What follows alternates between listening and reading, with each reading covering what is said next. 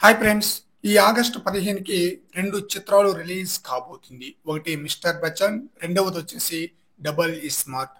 'Mister బచ్చన్'కి director వచ్చేసి హరీష్ శంకర్. హరీష్ శంకర్, రవితేజ వీరిద్దరు కాంబినేషన్‌లో ఇది మూడవ చిత్రం. మంచి హైప్ అయితే ఉందన్నమాట.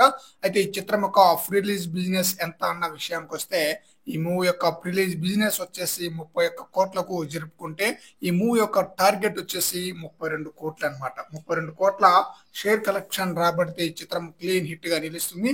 ఏరియా వైజ్ గా చూస్తే నైజంలో 11.50 కోట్ల బిజినెస్ అయితే జరుపుకుంది.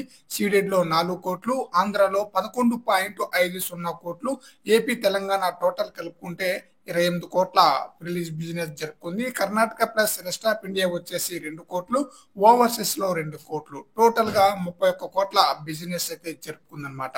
అయితే డబల్ స్మార్ట్ మూవీ యొక్క రిలీజ్ బిజినెస్ విషయానికి వస్తే ఈ చిత్రం మంచి బిజినెస్ అయితే జరుపుకుందనమాట. ఈ చిత్రంలో రామ్ పోతునేని తనదైన యాక్షన్ తో ప్రేక్షకులను అయితే ఆకట్టుకోబోతున్నారు. ఈ చిత్రానికి డైరెక్టర్ వచ్చేసి పూరి జగన్నాథ్. ఇస్మార్ట్ శంకర్ కి ఈ చిత్రం సీక్వెల్ గా వస్తుందన్నమాట.